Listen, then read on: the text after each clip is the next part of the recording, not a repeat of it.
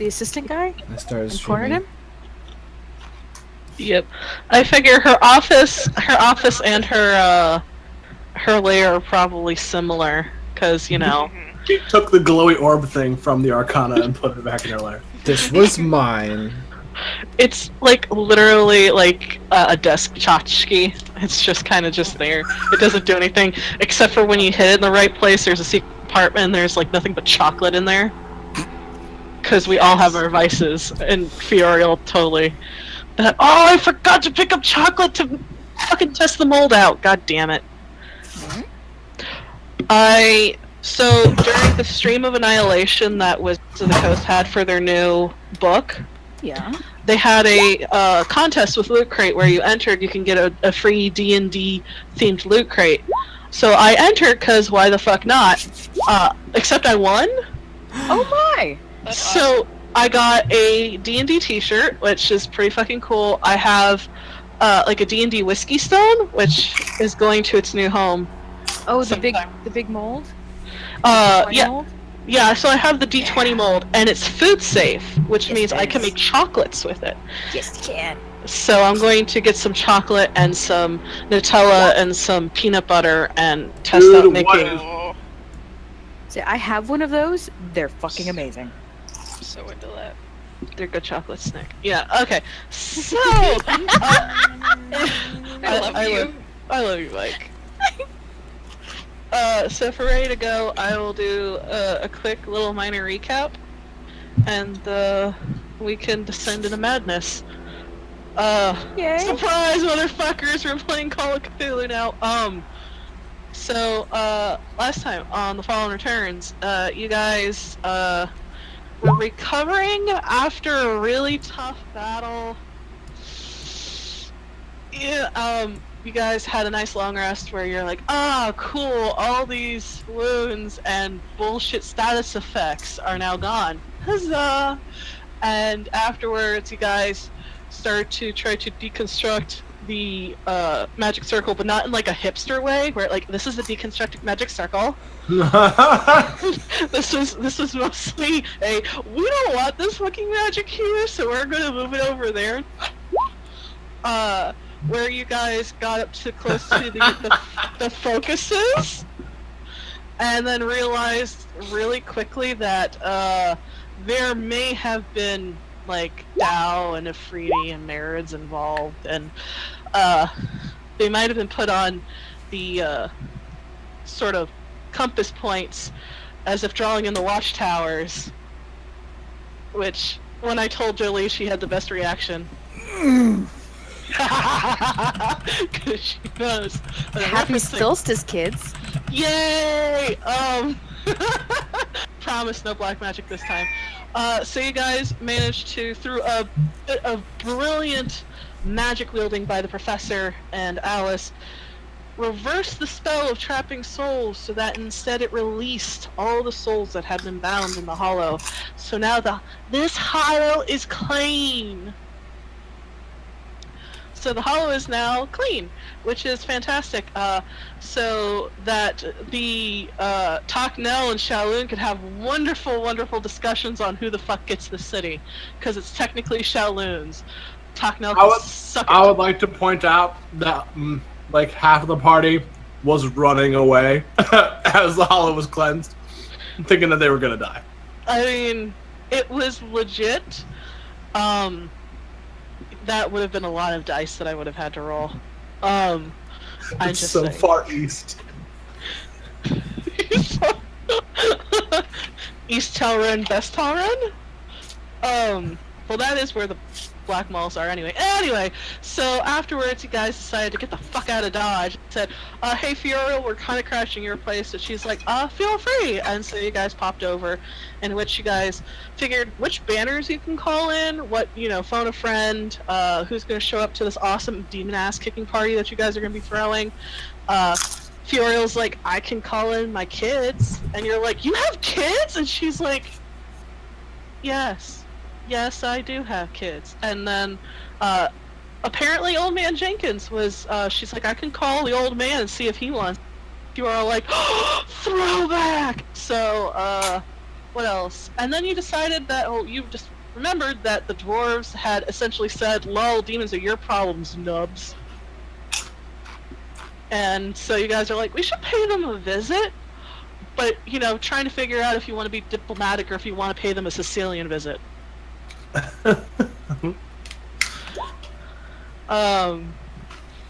At least you won't have to lift your leg up to kick their ass that much. So that's where we're starting off. You guys kick back and relax. Booze have been broken into. Oh, hell yeah. Everyone's kind of just relaxing with a nice drink. There's some whiskey out. Talmar broke out some absinthe, because, it ain't a party until you're taking absinthe. At which case, Fioriel has left you guys to your own devices while she goes and makes the necessary, calls, I guess? Collect calls, reverse the charges? I'm waiting for Dustin to just come over here and murder me. I don't think it's about you, dear. I love you, Dustin. He took his headphones off.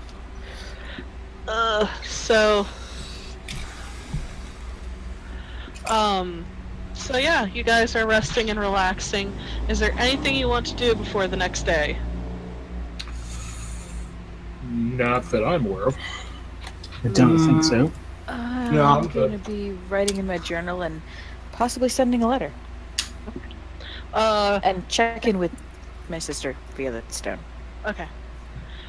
Your sister reports that she is fine. She's still hunting down people for you. She feels that's probably more needed than ever for you, considering how bad things are getting. So she says, please be safe and don't die. Yeah. I know Arendir wrote some letters and Alex wrote some letters.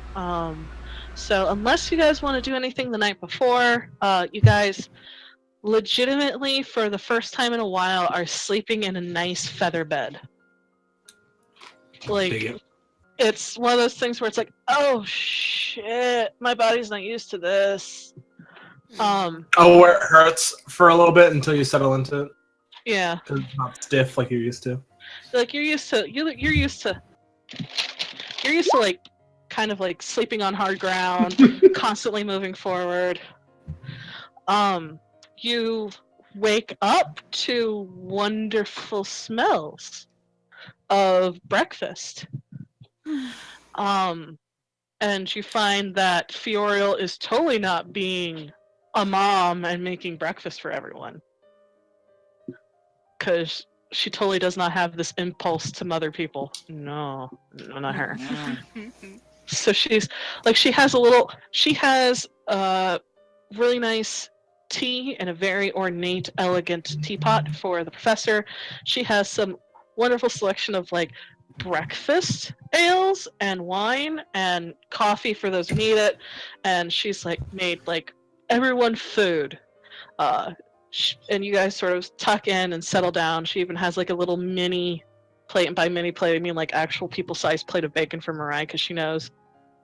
So you guys spend the morning kind of breaking your fast. It's strange how this place constantly feels safe. Usually when you're out and about in the world, you never know when the demons are going to strike. You're always even just low-level alert, as if waiting for something to pounce. Here is one of the few places you've been where you can sort of relax. It reminds you all of the Dawnwood as just another safe place of whatever Fioriel has done here. She has made it homey. And she excuses herself after breakfast to say she's going to continue to look into things, and she's trying to track Cyril. And she's also, upon you all talking, is going to try to find that Chancellor from Shar. Because having a desperate rat out there is not good. All right. So she kindly excuses herself and says, if you need anything, consider this place to be like a second home. to make yourselves comfortable. She only kindly requests that if you're going to borrow books or anything, to let her know so she can catalog what's not there. Instead of having like a senior moment and go, where the fuck did I put my books? What was the book that I took last time? I can't remember. Fuck, I Shit. don't remember. I don't remember either. Fuck.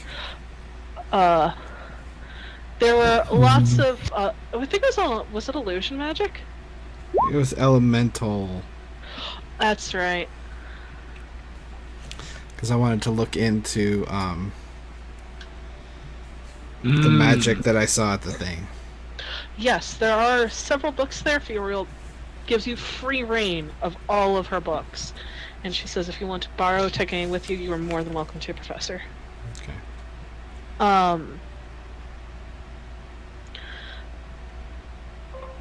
So you guys are essentially kind of just relaxing as plotting out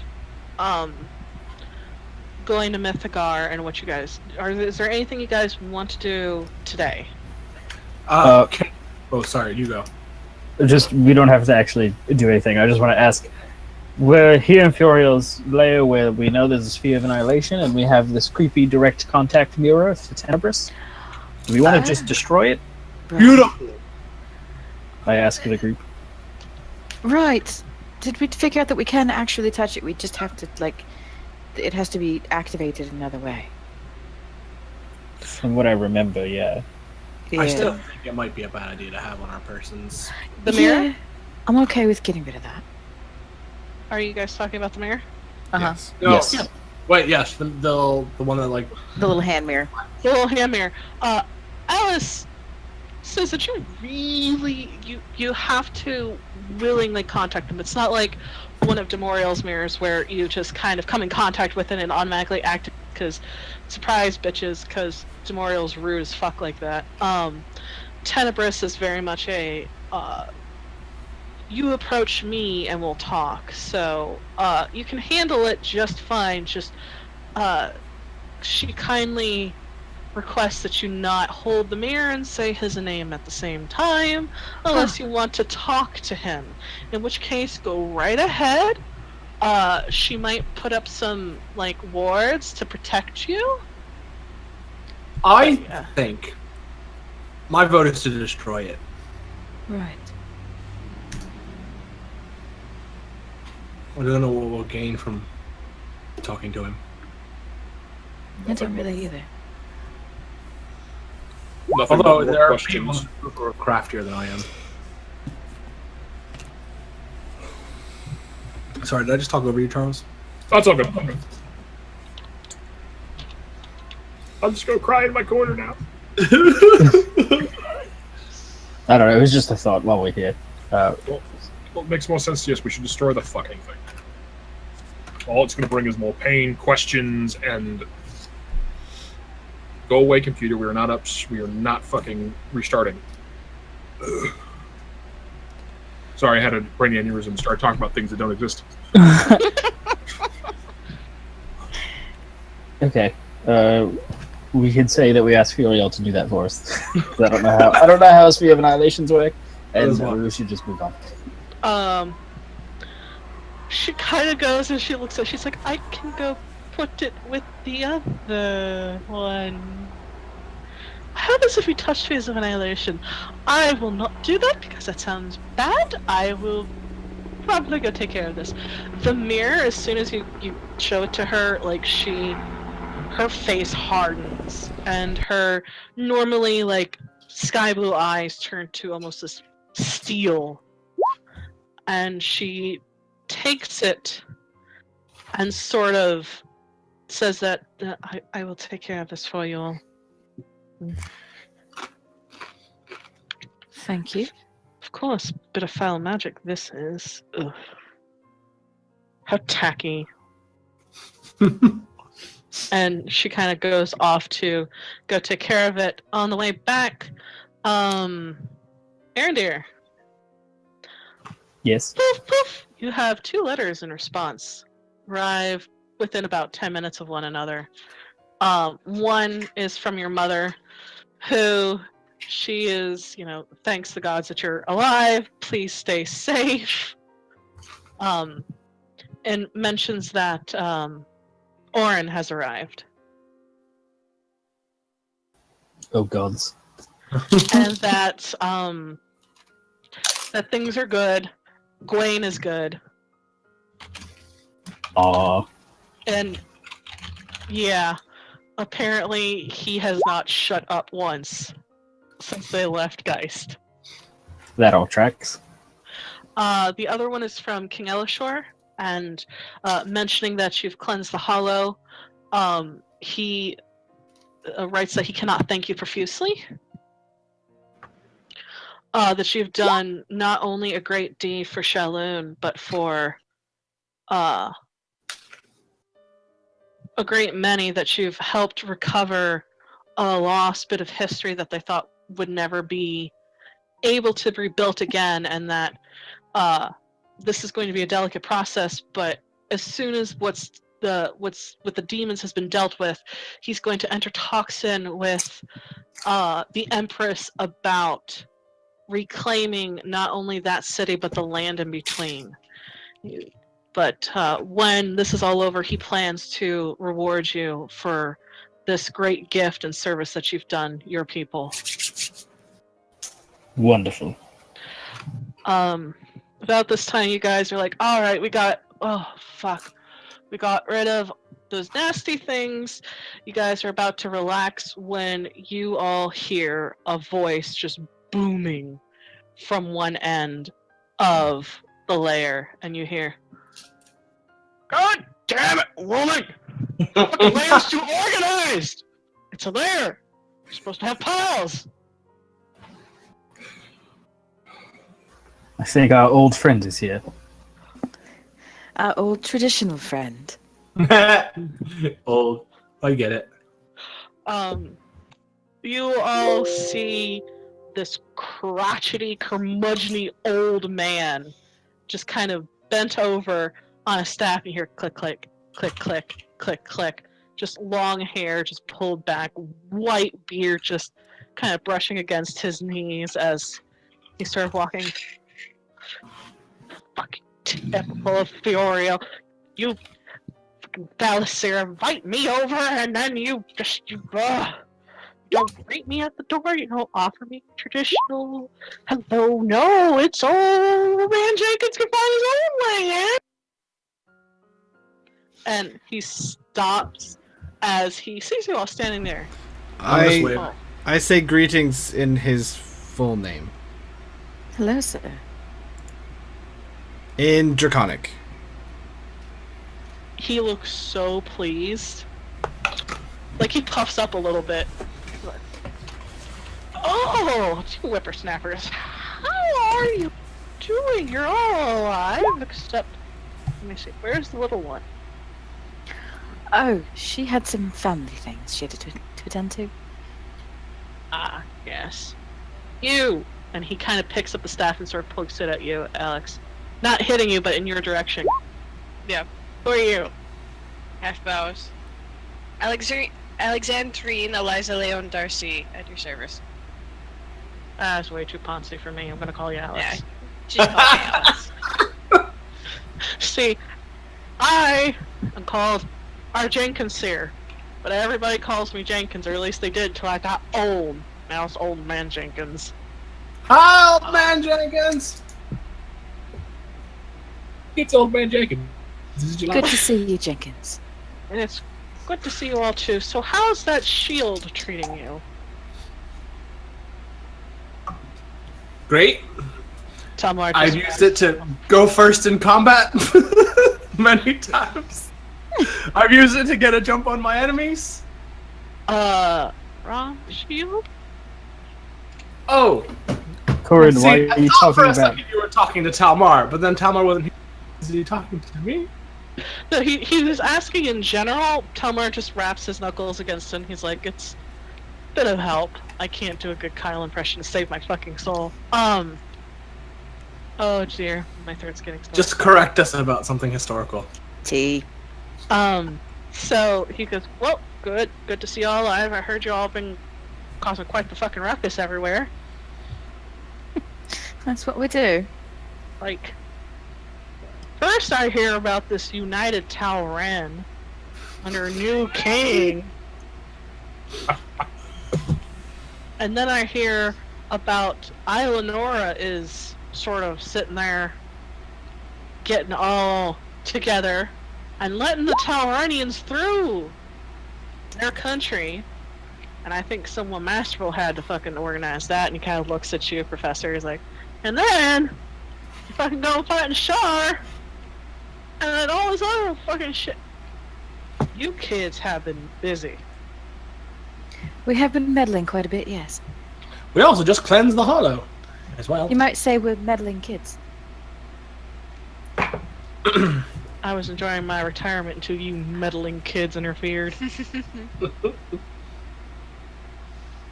But, Valicera told me that, you guys are gonna need some help, and it's been a while, and you see, kind of sort of goes to crack his knuckles, but his, like, spine, his hips, his shoulders, his elbows, everything else cracks instead.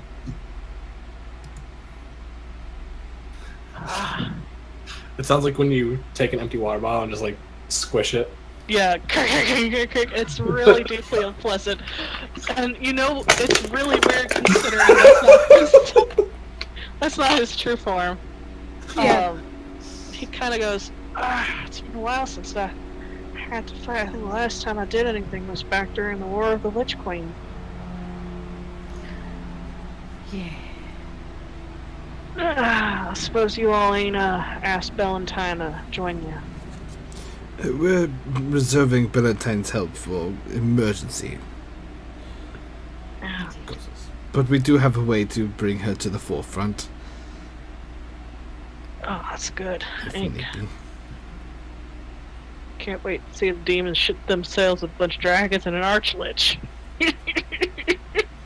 That's gonna be funny. Yes, well, we hope we get that far. We Well, will, Professor.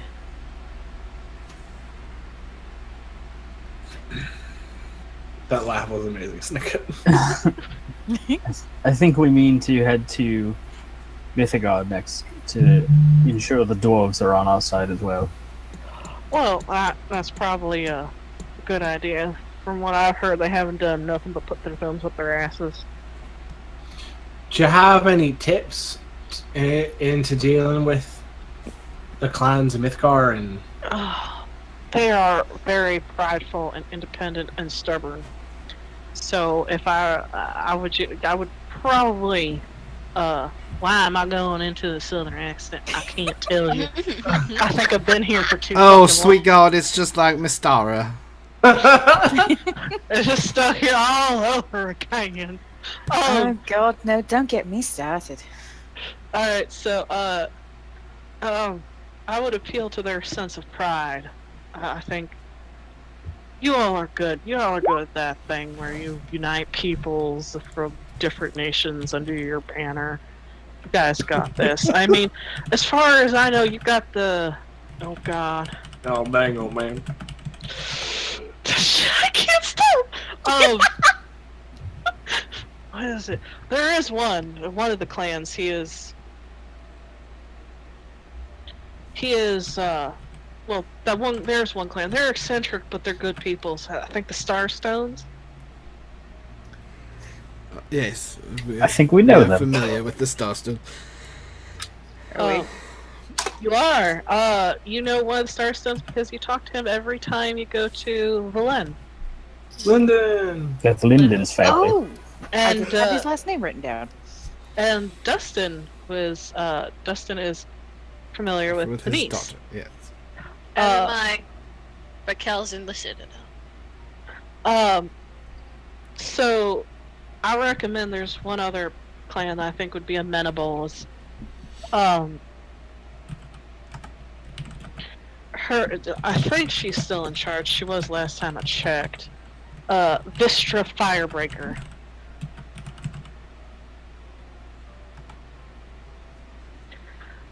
She's a good woman. And if she knows there's something evil out there that needs its fucking taken care of, she's gonna be the one to want to go out there and take care of it. She's a good woman.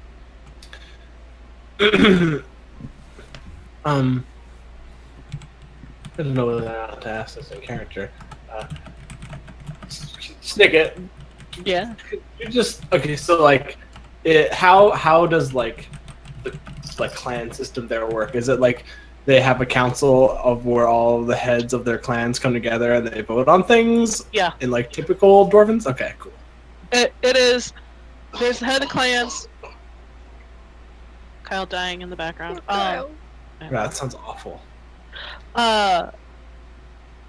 They sort of come together. There's usually one that's chosen to kind of be the de facto head that calls a meeting, stuff like that, but everyone has an equal vote.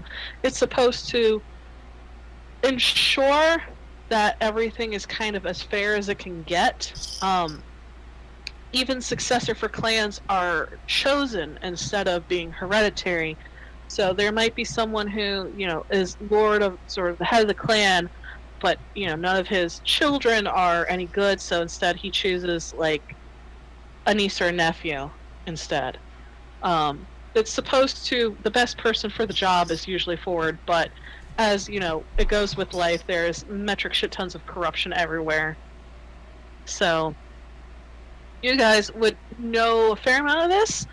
You've seen some of it when you last went to Mythigar, but everything was in disarray last time with a couple people being killed and a couple new heads of the clans being chosen. I wonder if we could call ahead and sort of ask for a meeting of the clans. Perhaps I could contact Lyndon. Might be faster. If he can get from Velen to Mythgar, which I'm sure he can do because I he's do believe we magician. used a teleportation ring. From his tower, I believe, right? Yeah, Right, to yeah. Mythigar. Mhm. He has a homestead there. I could also reach out to this Vistra Firebreaker. I think it's a good idea to have one of the members of the house or clan to call this meeting instead of a bunch of Instead of us. half-elves and humans Yes, but showing I up think at we their should doorstep call the asking- clans for an audience for us to be the main speakers in the audience. Right. I If we have do that through Lyndon, that might be better. Yes. I agree. I have an idea. If you would all be willing to play along with me, to Are get we their your retinue? attention.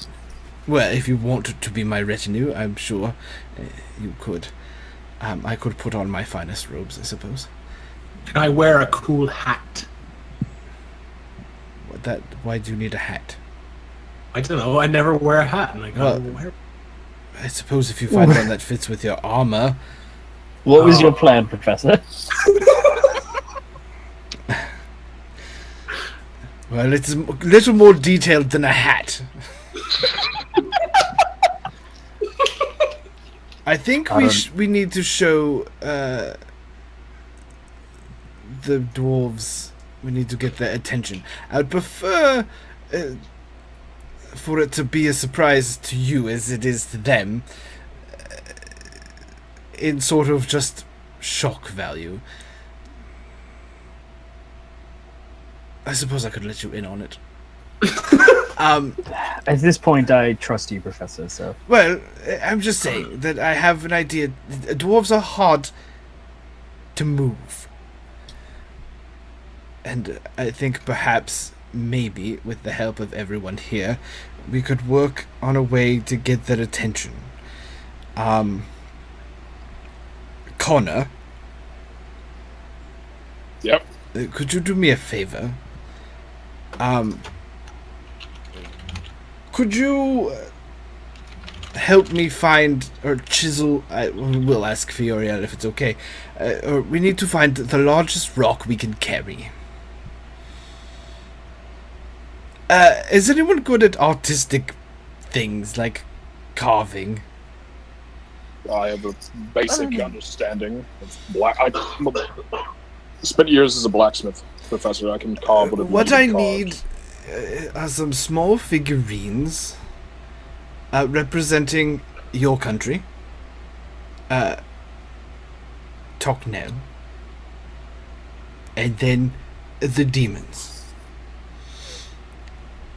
I will also need this rock that we are seeking to resemble Mythagar in some sense. And then I'm going to ask Old Man Jenkins. Whenever I say his name, I always use the Proper draconic name. pronunciation of his name.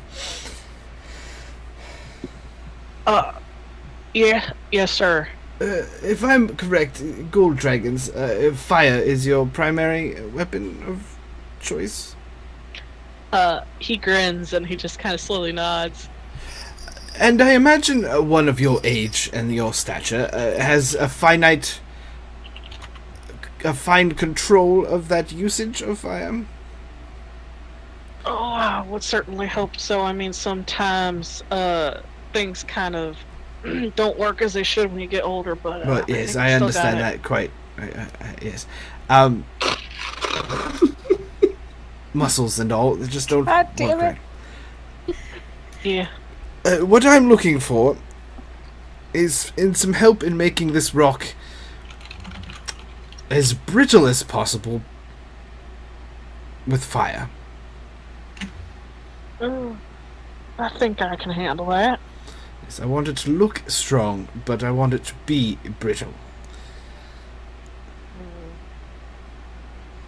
Suffice to say, I'm going to show Mythagar why they cannot stand steadfast and not participate in this fight. I need all of you to help in this. I guess Connor would call it an intimidation. But I plan to not beat around the bush. Have we received any information? Has anyone said anything about any type of demon activity going on by Mythagar? Could they be dealing with it already, or do you guys know that they just haven't had to deal with it at all?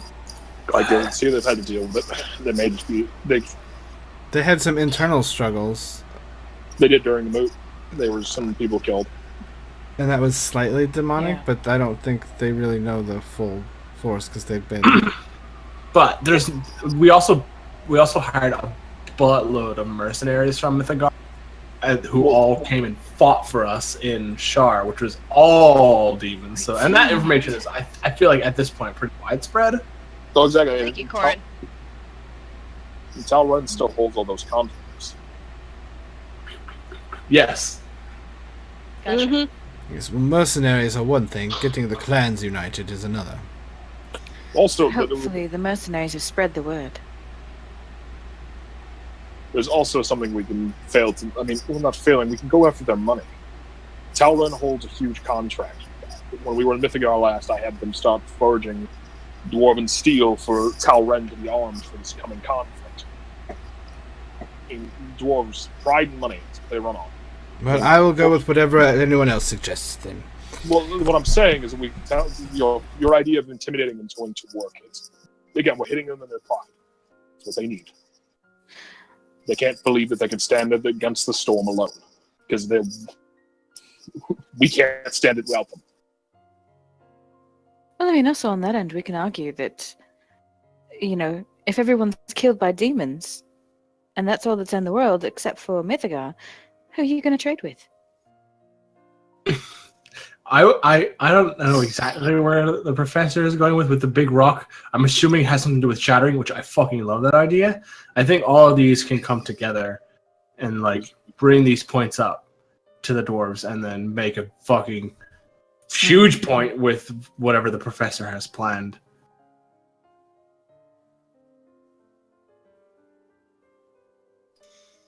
Let the professor run point on this. I think that's what needs to be most. They're not going to respect me. I'm just some upstart from Talren. The professor has clout. He has respect among other people. Well, you have respect among people, I'm sure, Connor. My people who understand me, people who know me. These dwarves don't know me. All they know is that I'm some barbarian king from Talren marching across their lands and I don't know how much starting wars. they'll think of Elf, or any of us, really. Dwarves are stubborn. Good thing we are too. Well, we have no choice. I shall write a letter. I shall write a letter to Linden post haste, as well as this Vistra Firebreaker. Okay. Telescription paper, yes. No, courier. I'm sure we'll have plenty of time. Yes, telescription paper. Run as fast as you can. We don't have time for couriers. Yes, telescription paper. Okay, so Basically, I'll just tell Linden that we seek audience with the clan on dire matters. Perhaps they might have heard of the demons. We are the ones from Shar. We seek an immediate the word for the audience. Audience is the word. Moot?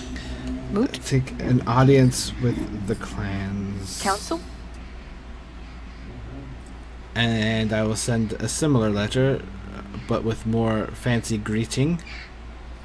And introductions to Vistra Firebreaker. Okay. Send those off. 15 minutes goes by before you get a response back from Linden. It's sliding the whiskey away from me. Sorry. He's super excited to hear from you. He thinks it's a very good idea. He has been rather concerned with the lack of preparation coming from the dwarves. He was thinking of trying to do something himself, but he realizes that he, as someone who's left, doesn't really have a lot of political pull. But he is definitely letting the head of the clan know that this is a thing that what you're doing. An hour goes by before you get a response from Lady Firebreaker, who says, when you arrive, to please come and meet her at her family's estate, and because she wishes to speak with you, and that she is calling a formal meeting of the clans so this can be discussed openly. And you're getting the feeling as you're reading it that there is sort of it's about fucking time. They're barely constrained, kind of. Hopefully, with you coming by O'Hara's Ashar, perhaps then this inaction can be rectified. And the eyes are dotted rather forcefully, and at one point you see it's actually pierced the paper. Oh. Lucky this made it to me with this condition. Could have gone anywhere. It seems that we have an audience before the clans. It worked faster than I. And judging by Lady Firebreaker's tone, from what I can gather from the reading and the way she is writing, she seems over-eager that something is actually moving in a direction which we could use to our advantage. She requests that we meet her first before heading in.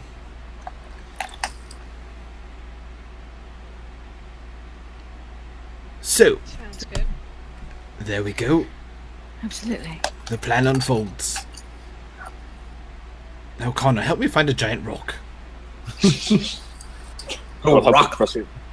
One that could fit into a bag, of course. My idea, the fact is, I'm not going to fit it in a bag. I want to, strap it to my back. Oh god. Well, you will be doing the smashing, so whatever you... Just fucking walking into a council room. I mean, A huge rock on your back. Of is this course. a Telleranian training thing? I think they call it a montage. Okay, so that's just a montage of the professor pointing to a rock wall and being like, and then Connor chiseling out a giant piece, and then the professor going, no, that will not do. And then we just move along until we find one, and then we get Old Man Jenkins to fire it up.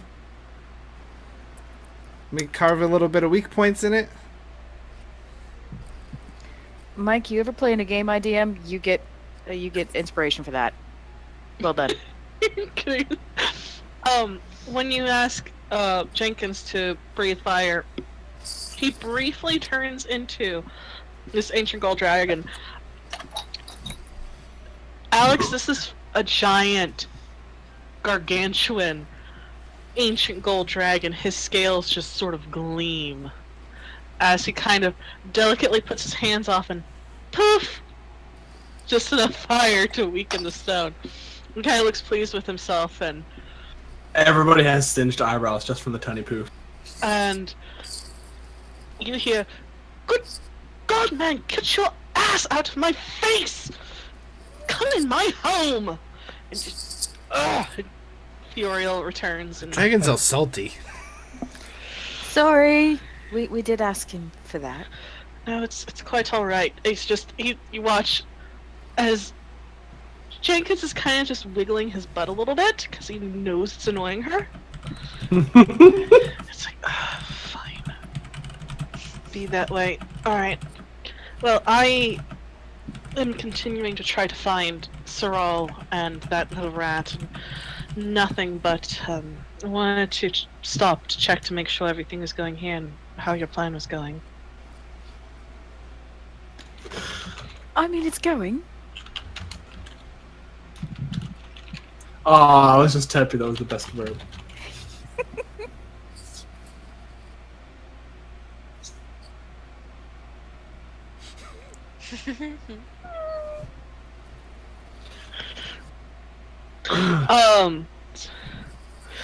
I lost my train of thought. I'm just trying to think if there's anybody else. Have we gotten a hold of like the Empress lately?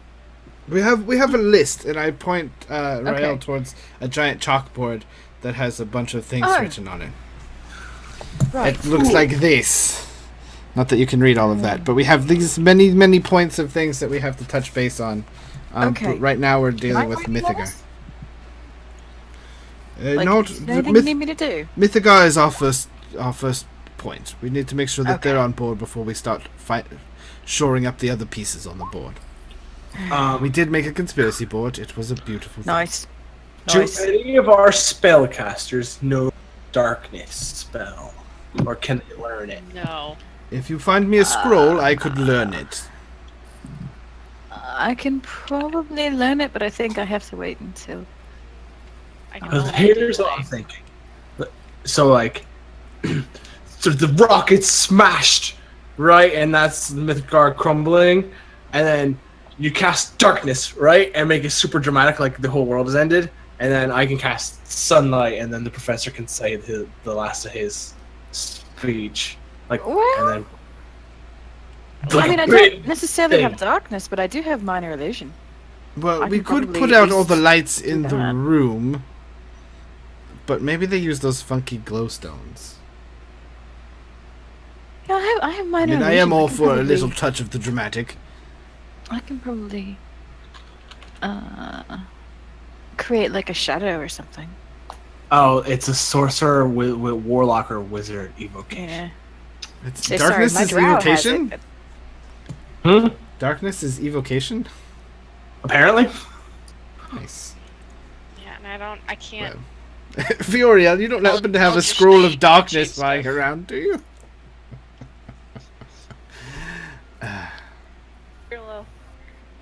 I mean, like I said, if the DM will let me, I have minor I think illusion. you said higher or low, Dustin. Oh, I did did, she? I'm I didn't sorry. hear. I have a buffer of curly Hello. fries. I apologize. It's the professor. Curly fries. Okay. What curly fries from where? Jack of the Craft. They have good curly fries there. Yeah, they're totally fine. They're pretty dope. I'm actually eating there. Kyle is sick, so he got to pick where dinner was. Oh, good boy. He picked Jack in the Box. Hey man. Fair No enough. judging. He kind of like she sort of gets this look on her face, like she's mentally going through her catalog of what she has. She's like, you know what? I think I do. Oh, And she goes, and you watch as she kind of, on one wall, there's just giant, almost floor-to-ceiling shells. And you notice in Draconic that there's evocation, illusion, Oh my. transmutation, and they're just nothing but scrolls. And she starts going through darkness, Quite darkness. a collection you have there, my dear. Oh, I used to make these when I got bored listening to Saral talk on end. And during meetings, he's such a windbag. So hopefully we'll deflate that windbag soon enough. Yes, please, feel free. And she comes back and she hands you, Professor, a scroll of darkness. Oh, second level evocation. Look at that. It is. That means it takes half the minute. Oh, concentration. Okay, well that works. Right. I will begin studying the darkness spell so that I might learn the darkness spell. The first thing that happens is this: they ask if you believe in a thing called love. Yes. I repeat the magical incantation. Just listen to the rhythm of my heart. Hell yes. And I've learned the spell.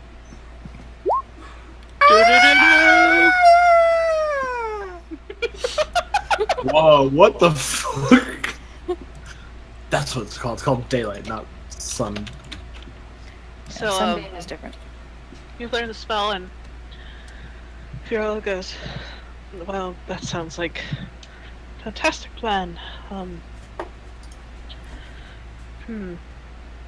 Jenkins of it just goes, just kind of just turns back into an old man and goes, Snaggle. well, I think you and I have some work to do. It kind of does air quotes, Fioriel. Oh.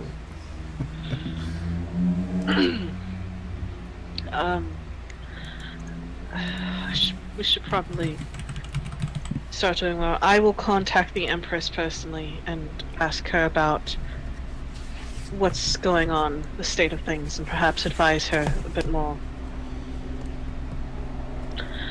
It's good to know Talren is ready, and from what I can tell, Eleanor is prepared. And if I've heard it right, it seems even Persephone is starting to gear up to help in the fight. Oh my. Well, Booing Persephone. Gear up was the pun. Uh-huh. I was gonna let it Oh. pass. I There didn't even is- catch it. the grand airship that's being launched from the capital. Biggest one they have. If, from what I've heard is correct, they might have automatons and more on there to help serve, just in case the demons come. Or should I say when the demons come? Well, that's unexpected.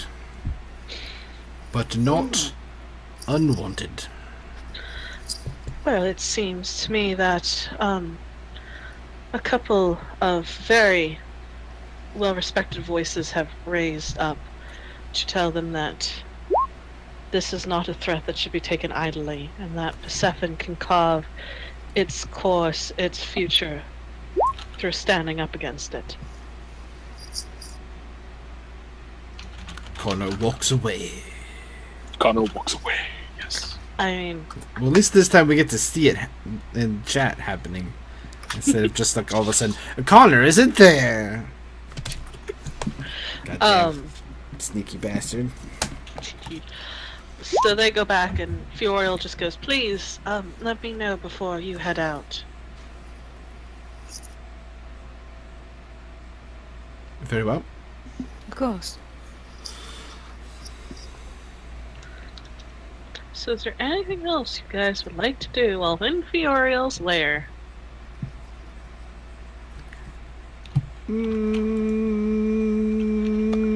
Does she have any books on phoenixes?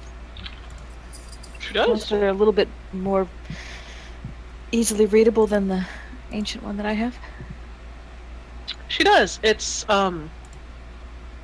it seems to be in a set of how to care for your exotic pet. There's one for a displacer beast. Displacer kitties. There's one for how to train your owlbear. There's fairy dragons and you. I snagged that one and handed the professor. And then there's one about phoenixes, sort of raising them from, incubating to when they're born, what they need, the developmental stages. It's a really good primer. And so yeah, if you guys are good to go before we leave, Alex, you finally get a letter back from Arno. Yes. I was gonna say it Americanized. Yeah. So thank you for correcting me. You're welcome. It's, they're sending their best to the south of Toknell as much as they can, knowing that that's where the front line is going to be. And they thank you profusely for all the information you've been giving them. It's been helping. And it's like, okay, yes, this is fine. You are particularly wanting to hear more if they found your brother. The fact that it's so low down in the letter kind of has this rock settling in your stomach. Like, there's something amiss, and they admit that they have been trying to find out. They've been trying to do scrying, and the scrying has produced different, conflicting information.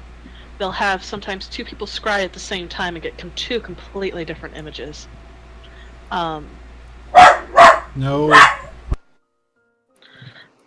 It's worrying them, but they've been trying to ask for almost a divine intervention to try to get something, anything, and all they can get is this sort of south. And considering what you've told them, they fear what might have happened. And they have said, if you find anything, to let them know, but do what you must. And you know, perhaps better than anybody else, what's at stake here. And they trust your judgment in what's to come. And there's a little prayer, Heronius, to be safe, to uphold the truth, the justice in this world. There's almost a personal plea at the end of, if you find, essentially, not quite so crude as I'm going to put it, but because my brain is not wanting to be eloquent tonight, if you find the fuckers who did this, to fucking end them. Suffer not these demons to live. But says not to lose hope.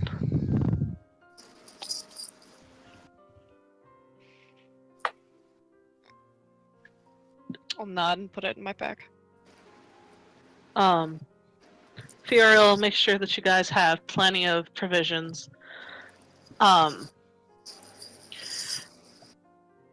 And Jenkins and Furiel come out to watch you off, and Jenkins goes, well, I guess if I'm getting back into the swing of things, I don't think coming around as an old man is going to help anybody.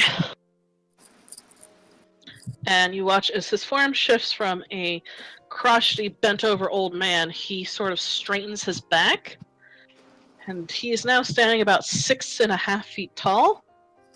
And as he kind of does this dramatic fling of his robes, he's wearing gold armor. He kind of just brushes back his white hair. And his voice sounds a little deeper, a little bit stronger as he tells you that, worry not. We'll take care of things on this end. And if you need anything to call.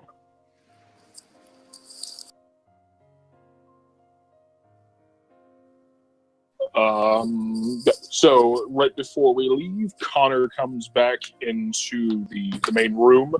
The leathers and stuff that he was wearing have been completely ditched. He is so essentially. This is what Talrenian like barbarian king's garb looks like, except the pauldron is a giant skull, and he is wearing a crown of dragon's teeth, as he is ready to be the king of Talren. Oh, I'm like half chub. Did you get those things? What the hell's the steward's name? What's his name? Oh, fuck. Craig. Cedric. Cedric. Cedric. It's close with the C name.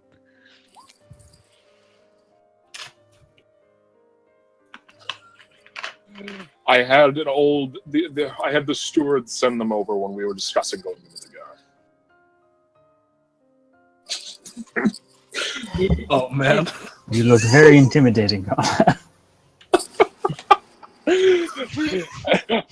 He also sends all these, and there's a bunch of like just papers. I'm like, I don't care. I throw them into the fire.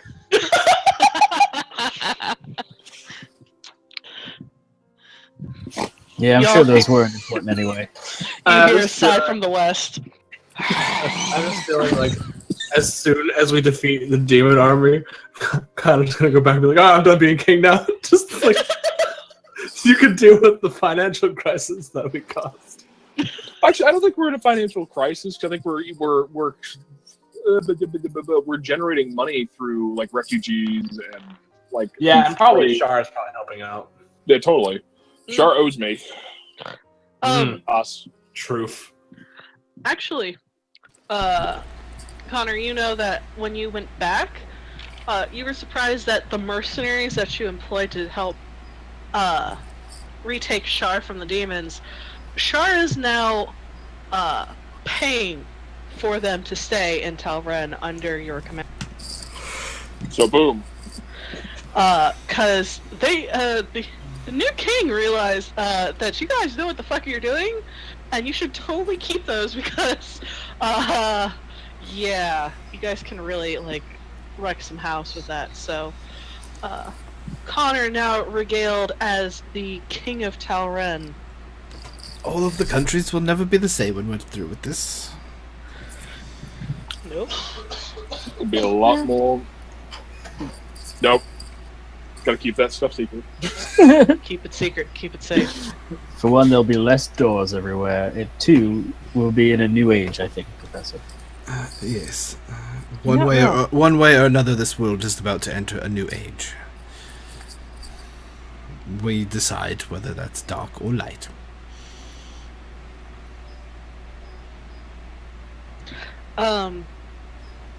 As you go, told to leave. I will murder you if you take over the world.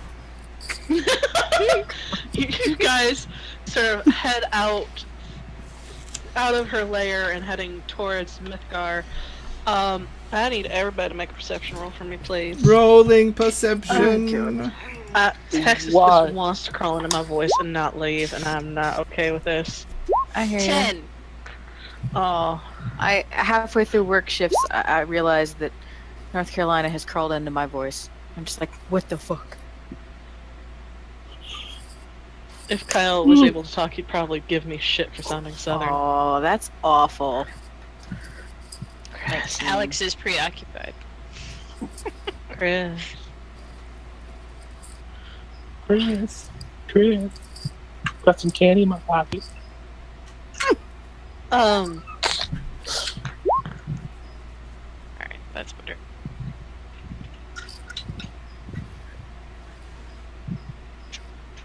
Can Chris hear us? And of course I put my I dice don't down and it know. rolls a natural 20. It's mocking me.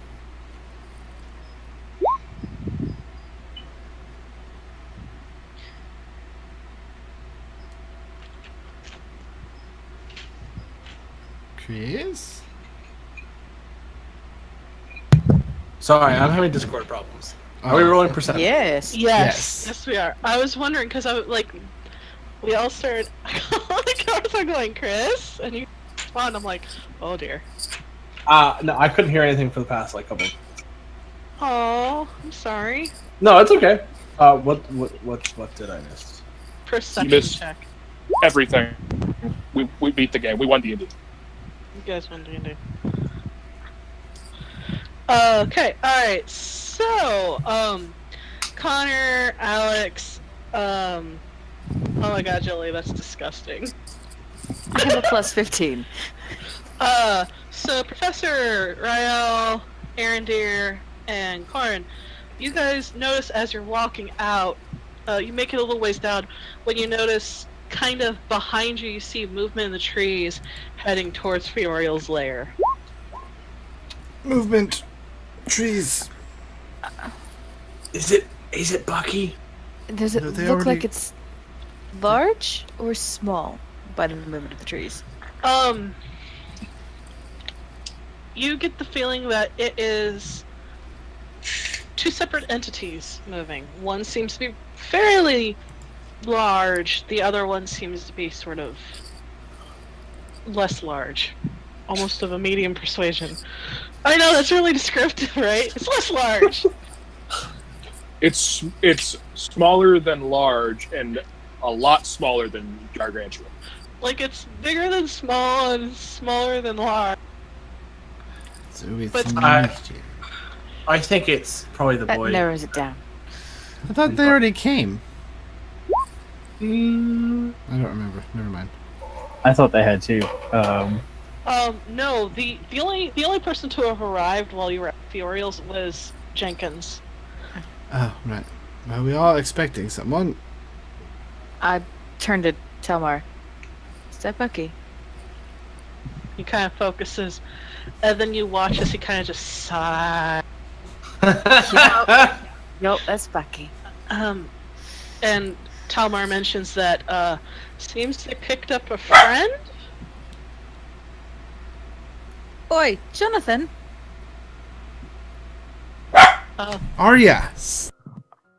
Are you calling out to him? Yeah, He goes, I think that was the name. That's the name I had written down. hi! I'm glad to see you made it safe. You watch as Bucky is now making kind of a beeline towards you. You watch as Talmar kind of just winces and starts rifling through his pack for sugar cubes. The only time Bucky gets sugar cubes is when Kyle isn't here.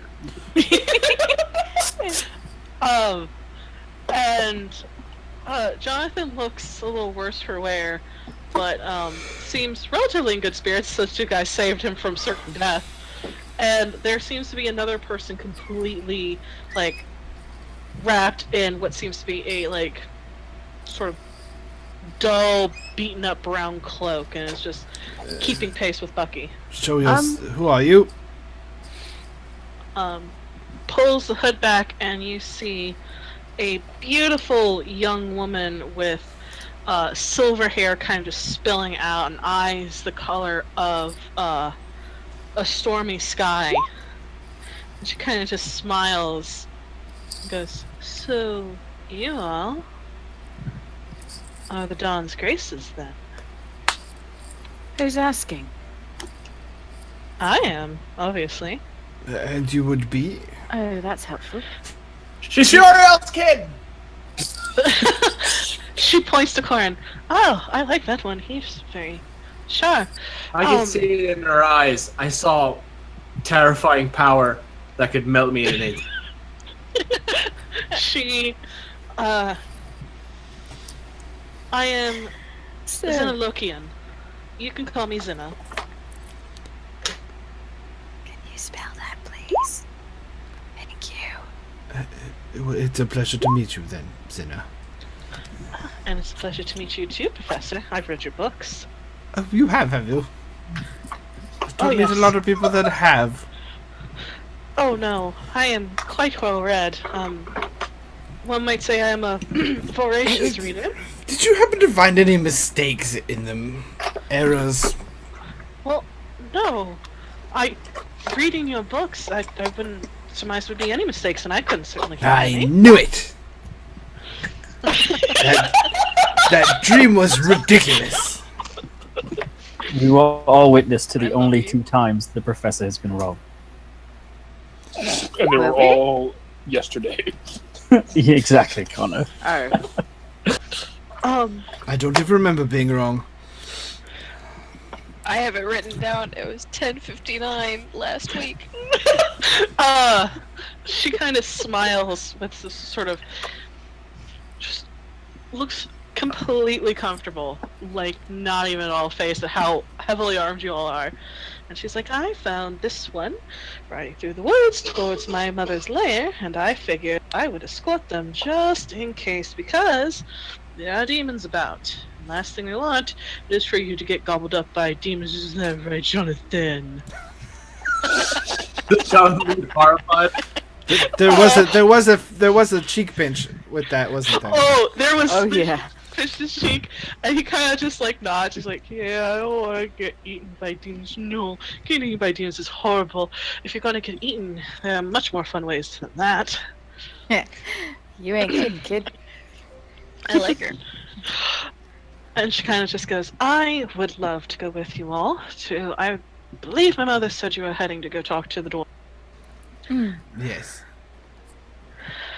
But I am, as my mother puts it, not quite so diplomatic."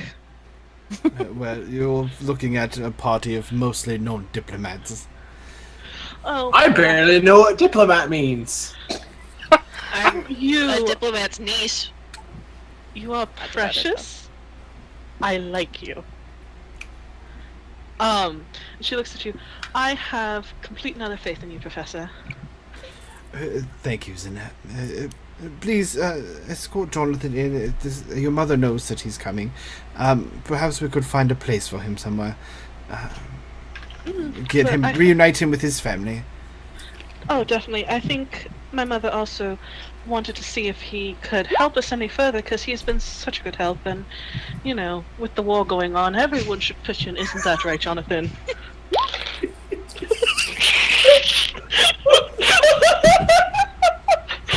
I saw you post that, and I saw Charles immediately typing. I'm just watching Jonathan's face. I'm assuming just turn red. It's... You would think it would be like this splotchy kind of red, but he blushes. It's really cute. It's the apples of his cheeks and right across the bridge of his nose. Oh, you are just adorable. Yes, You're too yes, young. ma'am. No, go inside. Oi, Johnny, if you see an orb that's floating, don't touch it. I don't plan to. I've touched enough crazy shit. Don't touch a thing in there except for food. Not me, for the record. Alright. I will. I'll be good. Yes, you will. Alright. And she smacks Bucky on the ass. Alright. Let's get back going. I can't wait to see Mother and Father. Wait. My brain is fucking broke. Wait. Did she not tell you? Wait. No, I get why they were so I insulting got at the each vibe, other. but I wasn't sure. I mean, that long and One life. never wants to assume. No, it did remind me of my parents. Everything makes sense now. Oh, yes, they are. You have one drunken night together, and then you get someone like me. How the hell ass do dragons get drunk? It is a long and laborious process involving quite a quantitude. Look, countries go bankrupt when dragons get drunk. Yes, they Consider do. it takes more than one day. It takes like a week worth of a bender. So I've read. Oh. What you need to do is next time you see my mother, ask her about that weekend. Okay. I think I will abstain from that. Thank you. I don't want to be blasted. No. Alright, well then. One day I shall tell you about it because Oh yes, it's please. quite amusing. So, alright. You all are absolute darlings. Your Majesty, you look absolutely horrifyingly terrifying. You're perfect. You all please be safe, and have fun down in Mythgar, and perhaps we shall talk again soon?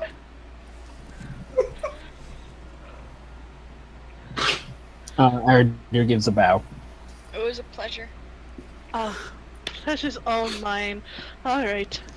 Be safe, darlings. Touchy bye! And she smacks Bucky in the ass again. He's going to need a lot of sugar cubes. You see Talmar is kind of just rubbing his face as he's like, I'm going to need a nation's worth of sugar cubes. Dragon Dust. You are. Right, everyone, let's carry on. We mustn't dally. I'm crying. I'm just imagining Corin saying that. I'm crying. Yes, we all can see it, Corin. Keep walking. Charles. Now I've got that image in my head. Dragon-sized sunglasses. Not just dragon-sized sunglasses, dragon-sized comical sunglasses. Just imagine everyone. Old Man in the picture Jenkins in sort of like a lift his dragon-sized hand. Hawaiian shirt. Oh, And jinx! boat shoes. Dustin! I didn't even see you type that. They're on the same level! And khakis with boat shoes. Oh my god. Oh. Dragon-sized Birkenstocks. Okay, but did the pants go on both legs or just on the back legs? No, we're not starting that Because meme. then No. No pants needed. Just Star a funny Wipe! So Stop acting like that shit. after you guys meet Ladies and the gentlemen, that is the sound of the train derailing. Please bear with us. oh my god, it's been a year since Off Rails Crew ended, and here we are. Oh, there are no rails. The rails are an Oh. illusion. I miss y'all. Exactly. Shit. So after that wonderfully eccentric meeting of one of Furiel's children, you guys kind of shake your heads and wondering what the fuck just happened, and then head out to Mythogar.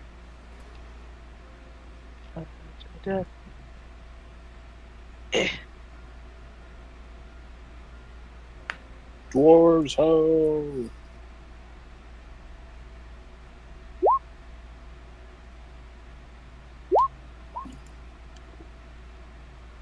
Ooh. Got a steampunky my. vibe. They've moved into the Industrial Revolution. Quick, kill them! They put more time in their technology. We put too much time in religion. This is what We are happens when you go fighting demons. We need the Whoa, religion. this picture is fucking cool. Yeah, this is fucking Yeah. amazing. Oh No one's man, helping them. why can't places like this actually exist in the real? I want fantasy to be real. Yes, but think of the lung problems. That's what magic is for. Magic cures lung problems. Magic fixes Exactly. everything, Jolie. They just But it have also creates a lot magical of enchantments on Yeah. things that filters out things. I mean, it's a balance.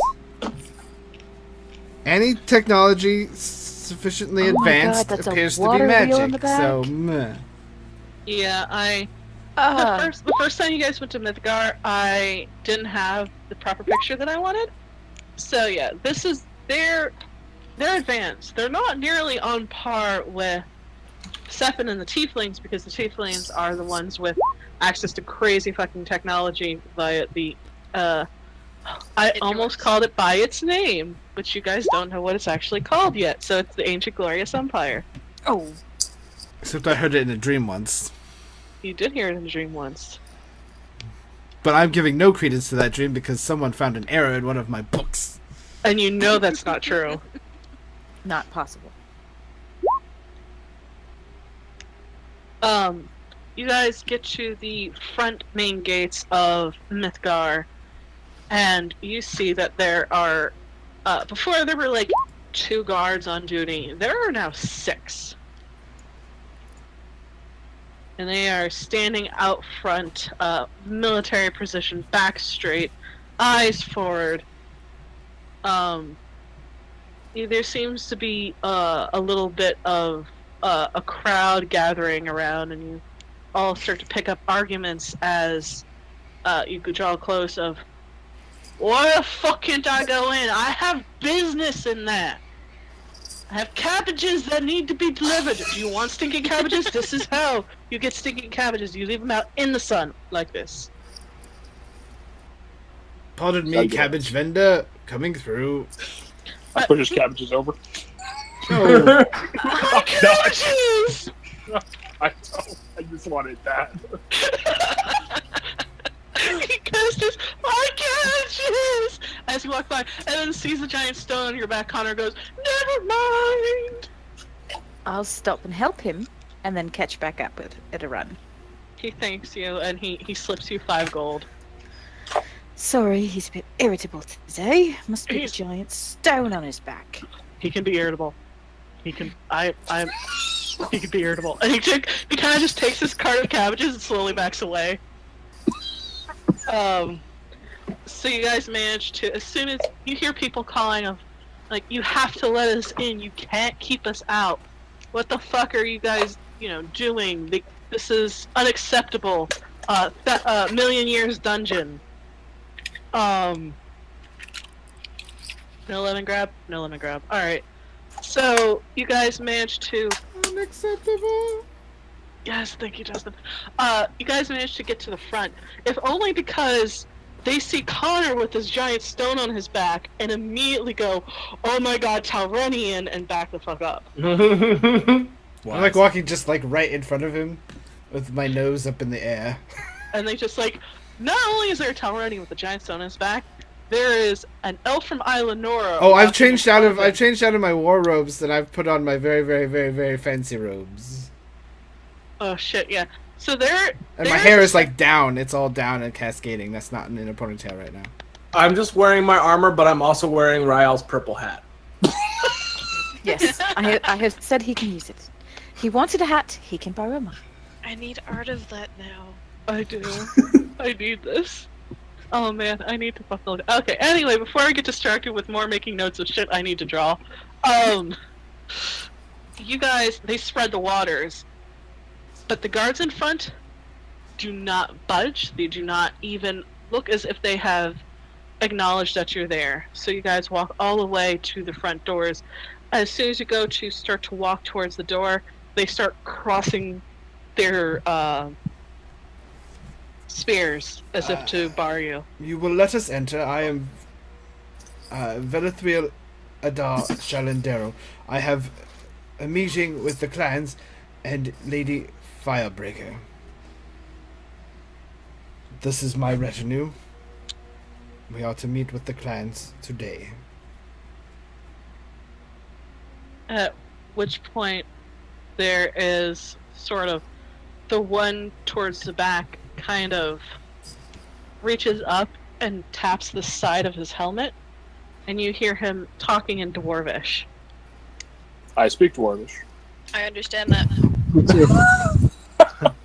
I understood that reference. I believe I do as well, actually. They seem while. to be calling Lady Firebreaker, and you hear, but it has been agreed. The doors do not open for anybody. Alright, as you wish. And then you hear him say in Dwarvish, stand down. They have been approved. In which case, a couple of the guards go and push the doors open, and you hear people shouting and hurling obscenities, mostly in common of, oh, I see, you let them in because they have a giant stone and some fancy armor and a fancy hat. I see how it is. I'm gonna turn around and in Dwarvish just sort of yell at the rabble. No, sorry, they're letting us in because we're gonna help save your ass and this entire world. Roll intimidation for me, Rael. I go, boom, shakalaka. No. How- So, and I was actually about to cast light on my shield if the Roll with advantage then. the guards weren't going to let us in. So I'm going to do that anyway, since these guys are pissing me off a little bit. All I want to do is sell my captain. The professor hasn't turned around. Jesus. He's like facing the door. Really? looking The same pleased thing with himself. twice. What'd you Not get? happy with that die. That die is retired for the night. Oh shit. That's going to be a total of 12. Because I rolled a goddamn 6. Twice. That's fine. The look on your face is enough where they're like, oh shit. Oh shit. And they're looking at you all and they're suddenly just, most of them have dissolved into mutters. It's laughing at me. I roll it once, 20. It's always that way. But they kind of seem to be fuming silently, turning their ire mostly to the guards. As you all walk through the door, there's this... As we're walking past the guards that put their spears in front of me, I'm assuming they're wooden halves, right? Yes. As we're walking by, I'm just gonna grab one and snap it and just keep going. Mhm. Delicious started well. You take it from him, and break it, and you throw it on the ground. The guard does not react. Good. Very much like the palace guards at Windsor. Not blinking, except the one in back seems to be watching you all, his head moving slowly as you all walk through. I just sort of whispered under my breath to Connor, really? Was that necessary? They need to be shown that they were not intimidated by them. Very well. And I haughtily make my way to Lady Firebreaker's because I hope that she actually gave me directions on where she lives. Yes. There was directions on how to get there. You guys are allowed into what's called the Diamond District. And you can tell because as soon as the city inside is separated into sections, and each section has its own gate. Most of the time, the gates are thrown open to facilitate easy comings and goings, except for the Diamond District, which is always completely shut, allowing only a select few in. You guys start to walk through, and it seems to be that someone had called ahead to let them know that you were coming. Because there is no gatekeeping here. The doors are immediately thrown open, and you all can walk in. Here in the starting to get towards the heart of the mountain, you see that things have been carved out to dizzying heights. There are crystals embedded in the ceiling to shine light down. Things seem to be elegantly carved. Stones and gems sort of put into a dazzling array of colors and lights to show off the wealth and power of the clans here. Each one trying to outdo the other while sort of boasting of their strengths, their victories, their prowess. The first one you see is one that's extremely familiar to you all. It has a symbol sort of above the tallest parapet of a star. And you all know this to be the Starstone residence. You continue onward, and the next one you see is sort of, it's not as sort of dazzling as others, but it seems to be forged of steel itself. And the sort of proclamation out front seems to be Steel Singer. The next one down you see is beautiful stonework, but the way it's been sort of cut and carved makes it look as if the stone is bending, moving, flowing. The amount of craftsmanship that has gone into this is stunning. This is the stone benders. You find another one where the sort of dazzling array of colors all pulls your eye to a single sigil of the Iron Hearts. And the one all the way in the back, right before you hit the sort of the Grand Palace where all the meetings are, is this brilliant, almost luminescent blue color and swirls. and that is the Mana Forge. But the one you are seeking, you easily find in an array of golds and reds and oranges and yellows is the Firebreakers. Guys, draw it close. It is 3 stories, just straight up tall. No parapets, no flying buttresses.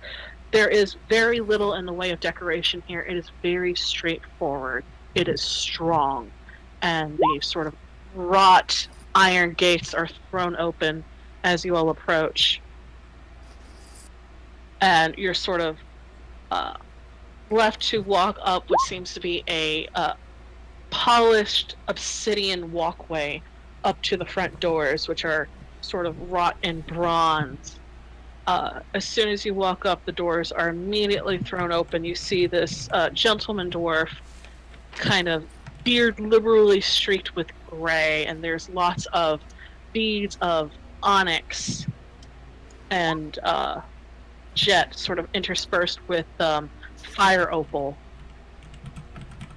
And he kind of bows and sort of leads you all into what seems to be the main room, where it opens up, maybe about 120 feet long.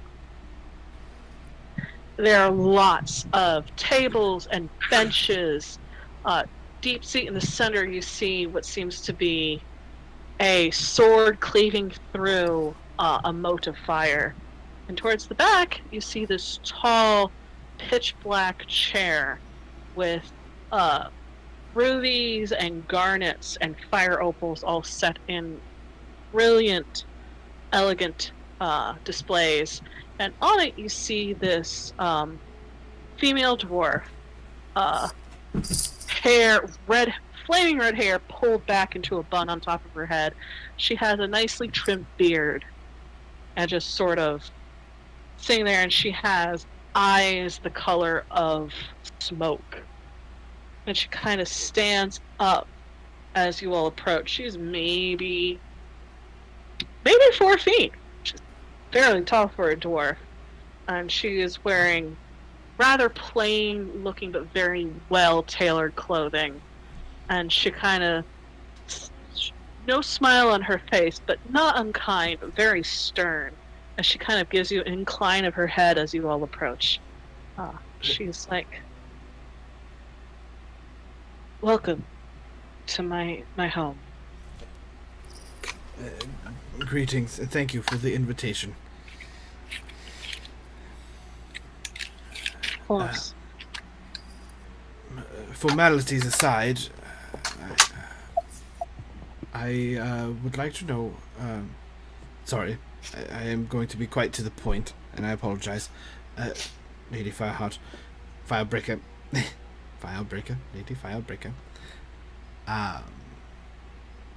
When can we expect to meet with your clans? And why is the gates closed to everyone?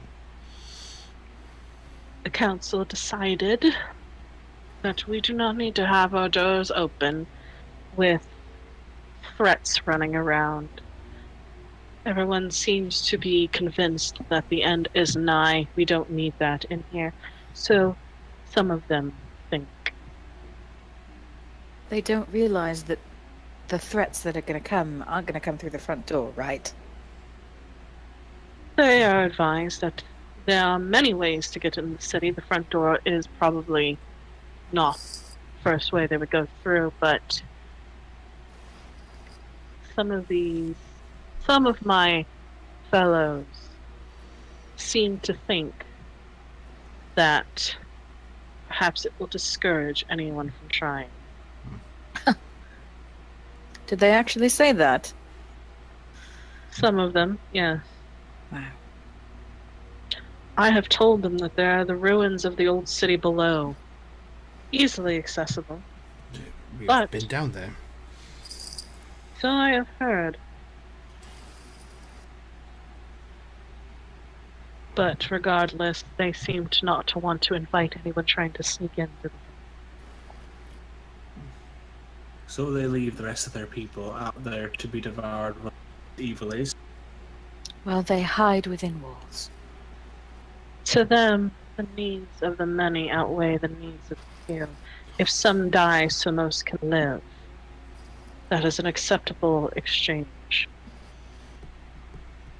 Well, I understand that sentiment. It is not applicable in this case. All the more reason that we should state our case to them. Agreed. I feel perhaps heroes of Shah, the ones they call the Dawn's Graces, perhaps can shed some light on the situation. Yes, our reputation does precede us in most places nowadays. After what you did, not surprised.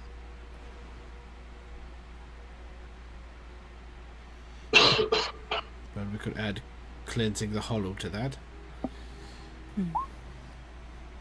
Did you know? Yes. Just a couple days ago.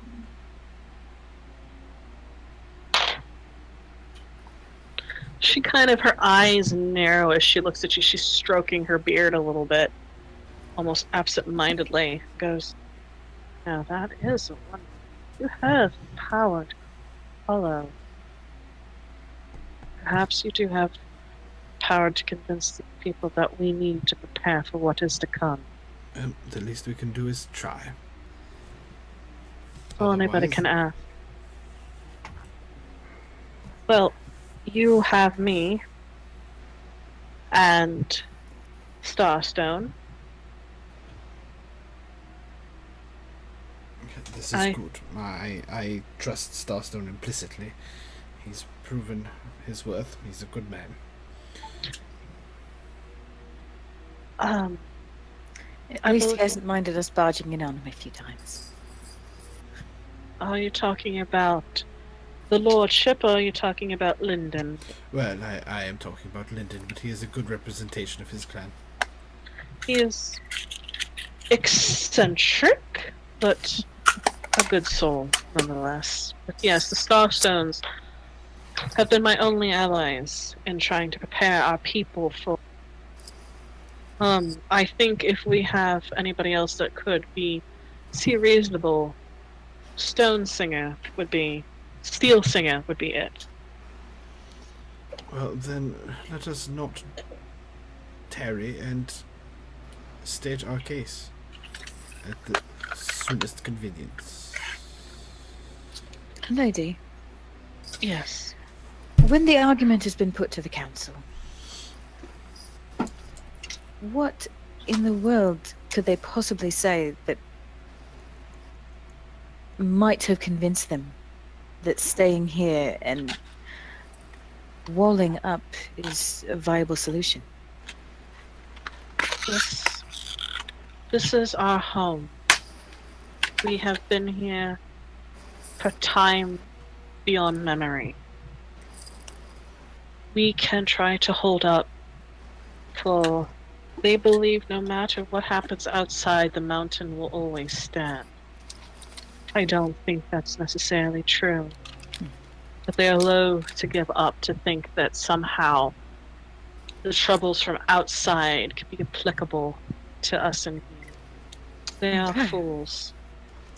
We need to prove that they need to fight. This is not like the War of the Lich Queen. This is not like these border skirmishes between Toknel and Talren, between Tucasis and Persephone. This is different. This is survival. This is annihilation. If we lose. Not only here, not just the prime material plane, but more planes would follow. Balance would be thrown out of whack. Just gonna look at the professor. I think your idea is the best. I will state my case, and they will either choose to follow, or Mythagar will break under the hammer of shit. What's his name? Balamon. Belamon. I said that without the pause and the awkward asking, of course. All I can imagine is Connor being like, putting like, now? Not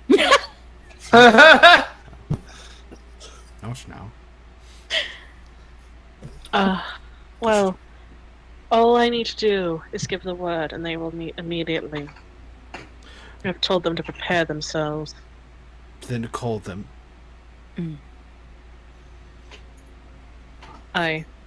And you watch as she sort of strides out of the room for a moment, leaving you all alone, and eventually she comes back. This time, you watch her sort of straightening out her clothes. She manages to put on a heavy gold necklace around her neck, heavy gold amulet with sort of the sigil of her clan there, and she kind of nods to you all. Follow me. And with that, you all are led out of the Firebreaker estate and head straight back towards the Palace of the Ancestors. As we walk over there, Arondir says to the professor, kind of quietly, that we might have to keep in mind that whatever happened with the moot, I don't know what's going on with these heads of clans, but we have to keep in the possibility that one of them is compromised or something, keeping the others from joining the fight. Yes, Dude, shit. I have already thought of that. Okay, I couldn't not say something, No, just in case. No, Arondir, as usual, you are quite astute, Arondir. That's why you're my favorite. I elbow Corin. Connor scratches the nice knife wounds in his chest.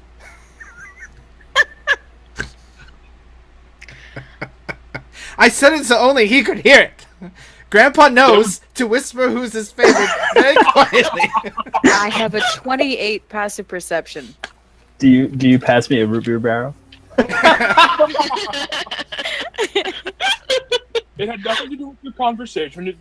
They itch sometimes. Well, where's its original now?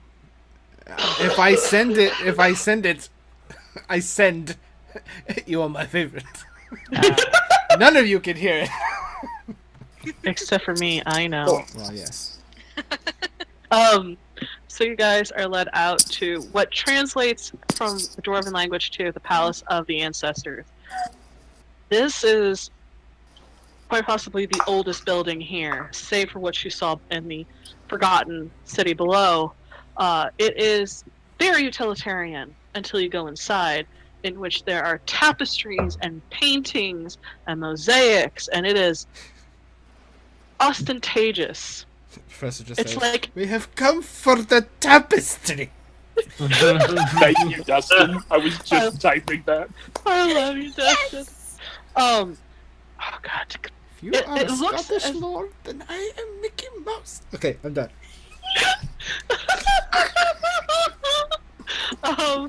It looks as if a museum and a trust fund had a baby. That's an interesting image. It is almost garish, but not quite, but almost. Decorating. Dwarves have never been good at Just decorating. a touch of Rococo. Just a touch. They don't want. They are very what's the term that I want? They're not Art Nouveau. They're Art Deco. Everything is precise. You sway here, honor, glory, as you walk by. So, you all are brought into the chambers, which is an extremely interesting setup. There seems to be gallery lining towards where the dome is, where people can sit on and watch debates when they're open. They're also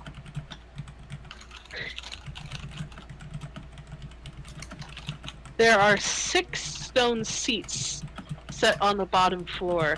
Each one has a marking of the clans. There also seem to be a sort of middle level where guests of honor are usually sat for when debates are going on, and there seem to be these staircases leading from the top all the way to the bottom. Vista directs you to the seats right behind where the firebreaker chair is, and says, once we call roll, I will invite you all down, and you all can hopefully talk some sense into people. Is there a table? Or There it... is. Okay. There is a sort of table in the center of the room. It is a giant, heavy stone table, and as you guys sort of look, you can see gouges and cracks in it. Connor, you can easily tell which one have been hand axes, which one have been done by warhammers, which one have been done by swords. There's almost like that. They're almost Talrenian sometimes. With you could see that debates have obviously come to blows, so they almost got it. They almost have it. So there's almost like, oh, okay, you guys are almost there. Let me know when you hit 30-17, the Talrenians when it comes to working things out.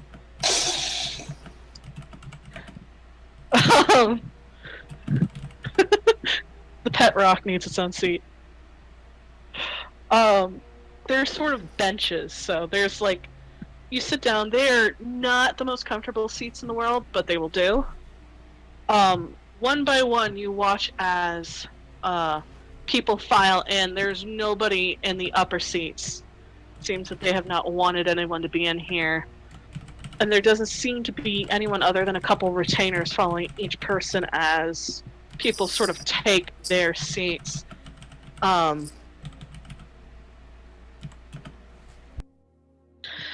Eventually, everyone sits down and roll call is initiated with what seems to be the most elderly dwarvish gentleman you've ever seen in your entire life.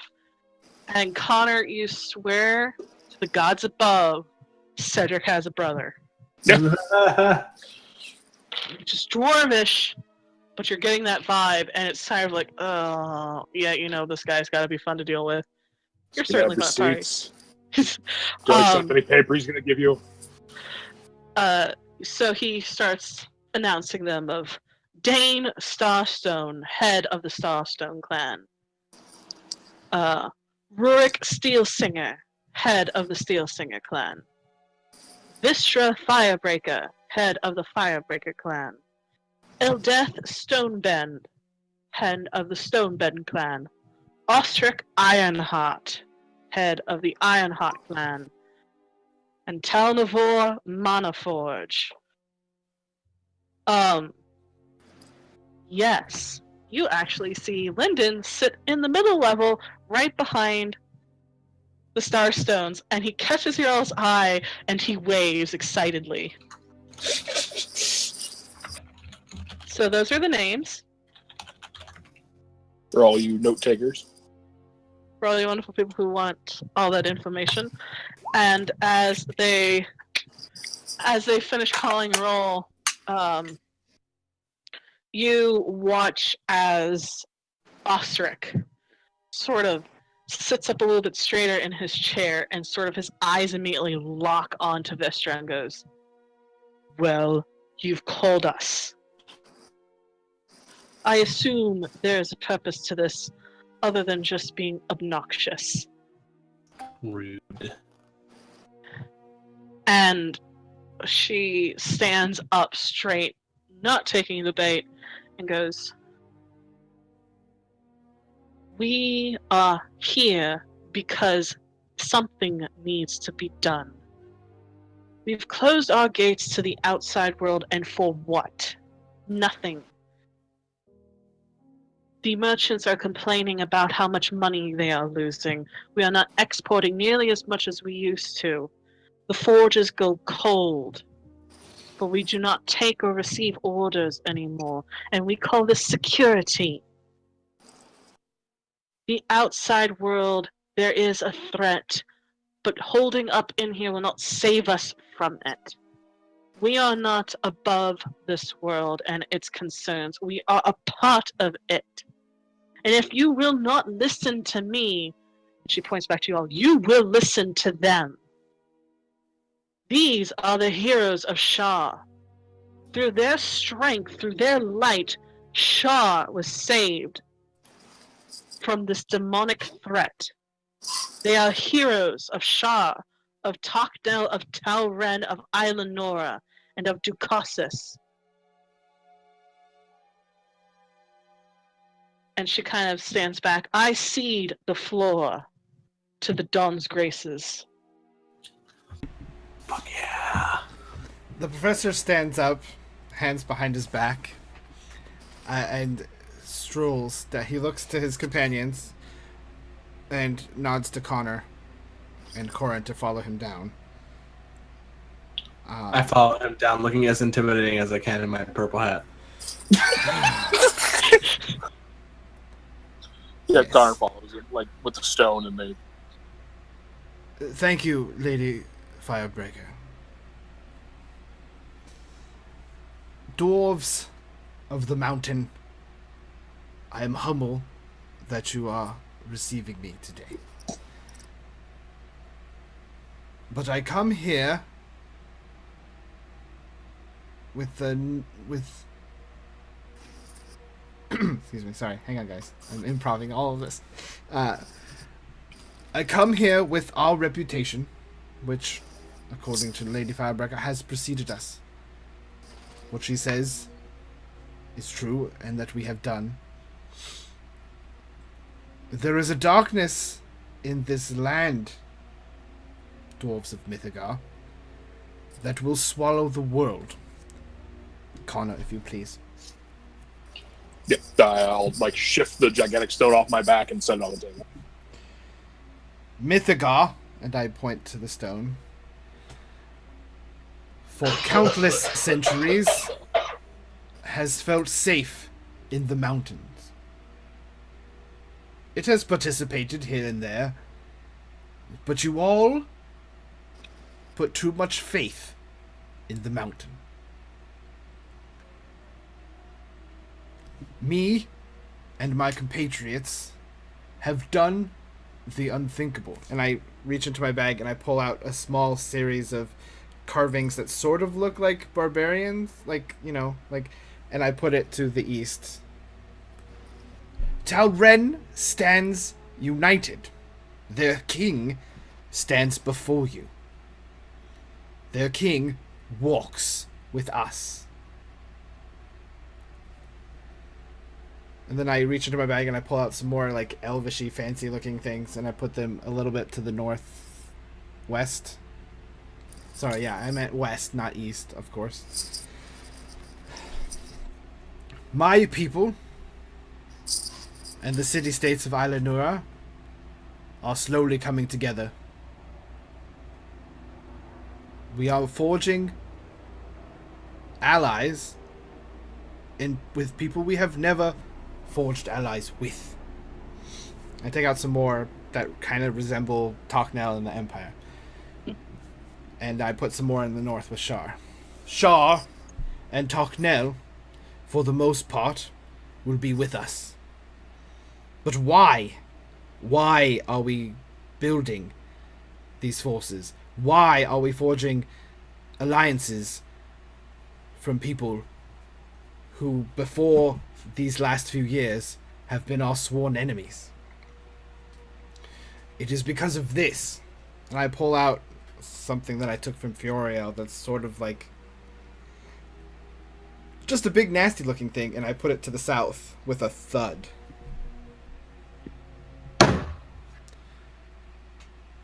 The Wastelands. Balamon is rising. We have fought the generals. We have seen the demons with our eyes. We have seen what they've done to children, what they've done to people they bring under their control.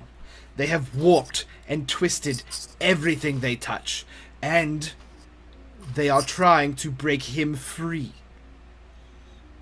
If he is to be freed, this mountain will not save you. You must join with us. The mountain will not save you. The forces of darkness will take it. And if you hide here, in this mountain, while the darkness spreads, you will fall. And as I'm saying you will fall, I look to Connor. And Mythagar will break.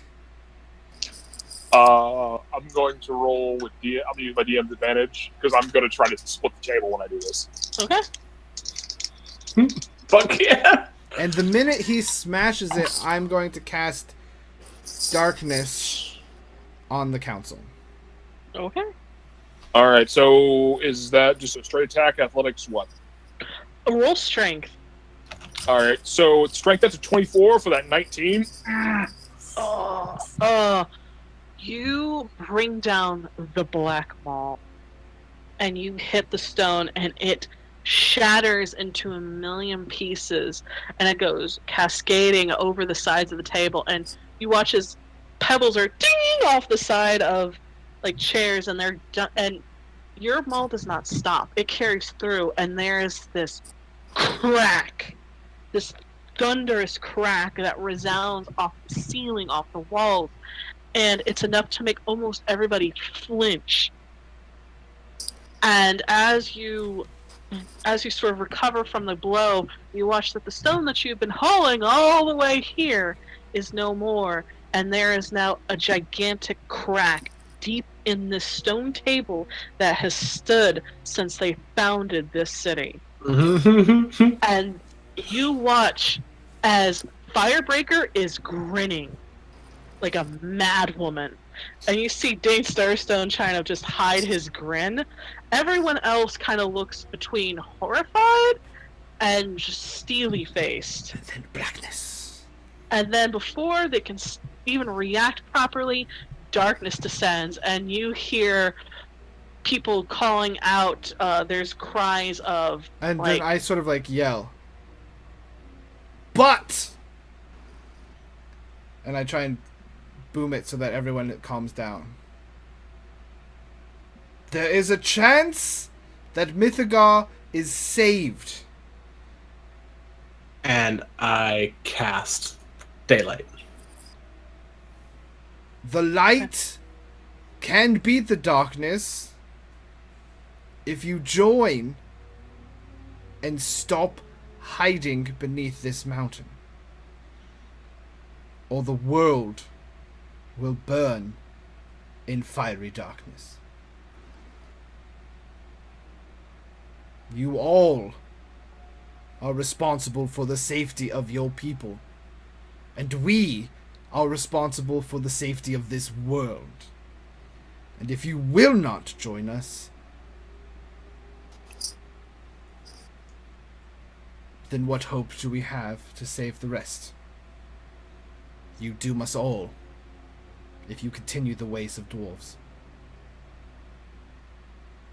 We do not have time for the normal prattling of our races. And I turn and I just walk back up to my seat and I sit down. Alright, so because there was so much going into this, everybody gets a thing of DM inspiration. Because holy shit, you guys, that was amazing. As the sort of daylight sort of eats away at the darkness until everything is back to normal, you all hear one person clapping, and then two people clapping, bless you, and you realize it's Dane and Lyndon, who are just fucking amused as shit by all this. Firebreaker, Vistra is just grinning madly. You watch as Osric Ironheart just kind of... He looks at the table and then looks up at you, Connor. And he fucking mutters under his breath in Dwarvish.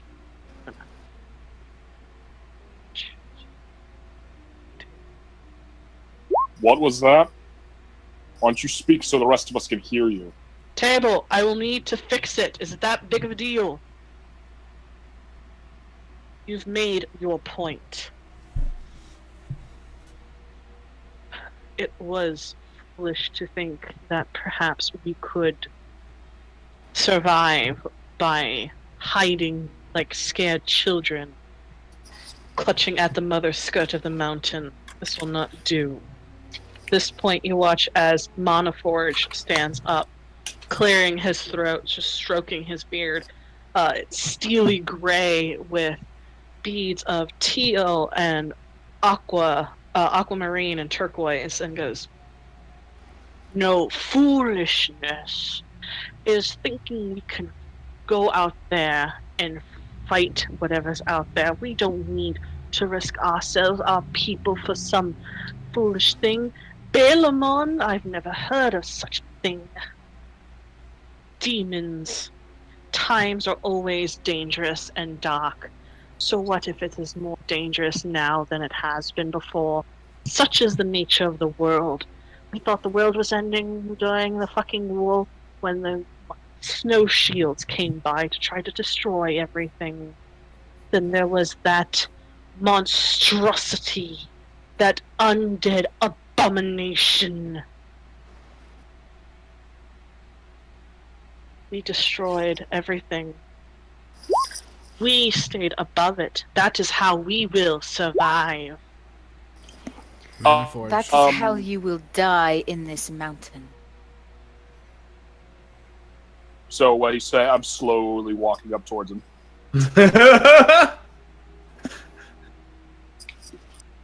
Yeah, Yes, I'm like- still watching them all. Can I get to Maniforge? As you try to get up to it, you immediately watch as two of his retainers sort of just stand in your way, arms at the ready. And he kind of stands and just looks at you over the rim of his iron-rimmed glasses and goes, "No matter how much the wind blows, the mountain will not bow." Nice Mulan quote. And Your mountain. Sorry. No, go ahead. Your mountain crumble and break before this coming storm. I turn to every other of the clan leaders. You're going to let one foolish, stubborn old dwarf speak for the rest of you and doom you all to death. Because that's what he's doing. As much as I hate to waste lives before this coming battle, if you do not side with us here, you're as good as dead. For when they come to your city, when they come breaking down your mountain, the world will ignore it. If We there is tur- a world left. We'll turn our backs. And I looked at all of them. Do you wish to be on the wrong side of history at the end of this? When we do march out of those wasted, blasted lands, victorious, will you want to be the dwarves that turn their backs on the world because of the words of one foolish dwarf? I'm going to kick one of his retainers in the chest and set him sprawling back. Roll strength for me. Those are pretty sturdy. That is a They're 22. like weebles. You kick him in the chest, and he only falls back a single step. Oh, fuck. And he sort of squares himself up, and he looks you in. Maniforge looks you in the eye, and Connor, you see there's no maliciousness here. There is a almost cold sort of iron resolve. And he looks at you and he's like, "I have lost almost everyone I love to other people's war. If I can make sure no mother cries at the returning body of her child, that no more father weeps as they hold their dead son, I will do whatever I have to. Let history cast me as a villain, but I sing no more. No more loss." There's loss every day in this world. You think that all of us come here unburdened by scars and loss? Open your fucking eyes. I am done speaking to fools and those who wish to bury their heads in the sand. We've united Talren. We have marched Talrenian souls through Islanor. If we can put aside old blood and all this, the butcher's bill must be paid. And you know what? Talren will be at the forefront of that bill. I know that. I'm sending my kinsmen, my family to die. And if you dwarves refuse to send your part, so be it. Let your mountain crumble. I'm done. Professor stands up and just addresses everyone one more time. My colleague is right. We have stated our case. What now lies before you is your decision. But let me remind you this. Nothing can escape the darkness, and it might already be here in this mountain. Hiding does not necessarily mean safety. But once again, your decision, not mine. And I walk out. I follow. You guys are walking. As you guys are walking out, Vistra stands, goes, then fine, you vote to join the wall effort. Those in favor, aye. And you watch as one by one, Starstone goes, aye. Vistra goes, aye. You watch as Steel Singer nods in assent, aye. You watch as Oster kind of sits there, is still fucking looking at the goddamn broken ass table. Just kind of nods and goes, aye. And you watch as Talnavor Manaforge sits down, takes off his glasses, and softly says, aye. And then buries his face in his hands, bent over. At this point, you hear Eldeth Stonebend stand up and go, if this is to be the will of the people, she says, so mote it be. Fools, he rises. Do I hear this? You all are walking out? As you hear he rises, you all turn, and you watch as she throws a stone onto the ground, and there is a large cacophonous boom. And that's where we're leaving off for the night. Are you fucking serious? Say, I wasn't walking out. I was still I watching wasn't them. walking out. I was still watching. Yep. I never said I moved. I know. hadn't either. And literally, there would have been no time for you to react either way. Nope. Yeah, I was calling. We're all still in the chamber, just yeah. spread out. I was calling. Yeah. him Yeah, off. we're just. I wanted to walk by, just flip their stone table, but I hope you guys had fun. Yes. it was amazing.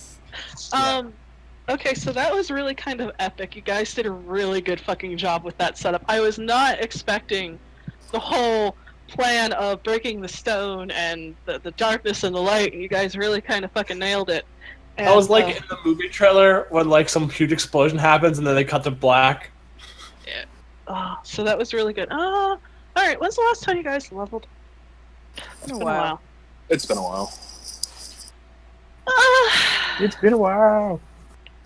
But I just finished Baby. the character sheet.